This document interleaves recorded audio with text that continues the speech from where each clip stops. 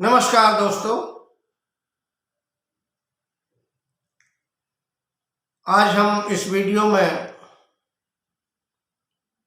IPM के बारे में अथवा खेती के बारे में कुछ अपने नवीन विचार व्यक्त करना चाहता हूँ।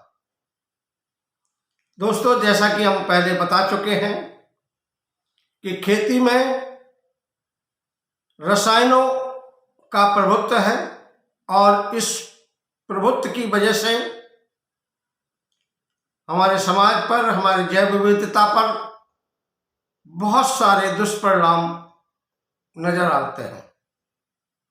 इन दुष्परिणामों को दूर करने के लिए ये आवश्यकता है कि हम खेती में, आईपीएम में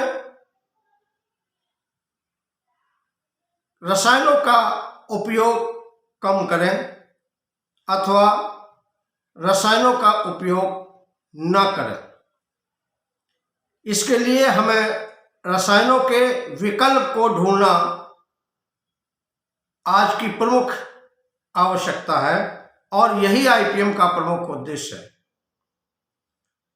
खेती में अथवा आईपीएम में काम में आने वाले विभिन्न प्रकार के रसायन रहित पदार्थ या यंत्र को आईपीएम इनपुट कहते हैं, जिनकी उपलब्धता कृषकों के द्वार पर सुगमता पूर्वक पहुंचाना आईपीएम का प्रथम उद्देश्य है। आईपीएम इनपुट्स आईपीएम के कार्यक्रम को फैसिलिटेट करते हैं, सुविधा प्रदान करते हैं, परंतु इसका अर्थ ये कतई नहीं है कि बिना आईपीएम इनपुट के आईपीएम नहीं किया जा सकता।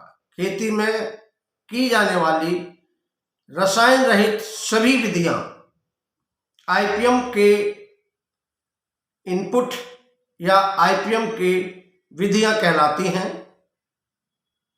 यद्यपि रसायन का प्रयोग भी आईपीएम में एक अंतिम विकल्प के रूप में या किसी इमरजेंसी को कोप अप करने के लिए, समाप्त करने के लिए प्रयोग की इजाजत दी जाती है।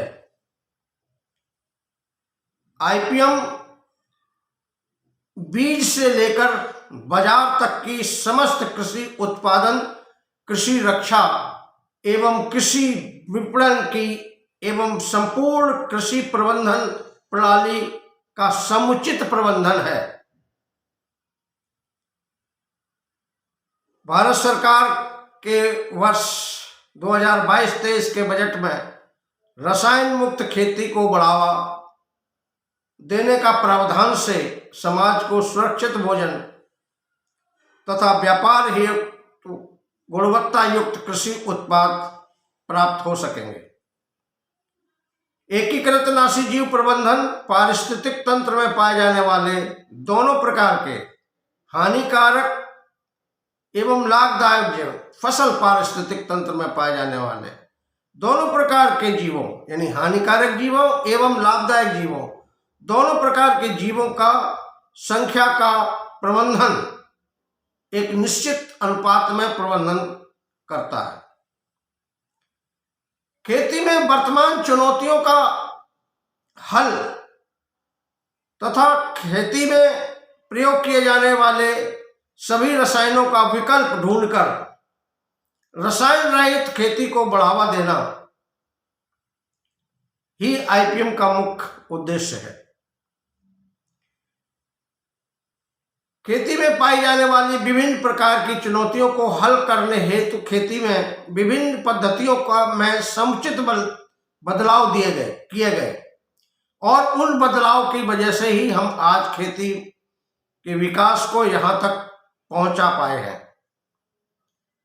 आगे के विकास के लिए आगे आने वाली खेती के कार्य में आने वाली चुनौतियों के विकल्पों के तलाशना होगा, तभी हम स्वस्थ एवं सुरक्षित खेती की तरफ बढ़ सकते हैं और स्वस्थ समाज की स्थापना कर सकते हैं।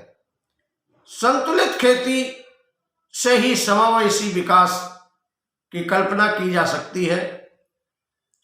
आर्थिक विकास के साथ साथ पर्यावरणीय, प्राकृतिक, सामाजिक विकास करना आईपीएम का मुख्य उद्देश्य है।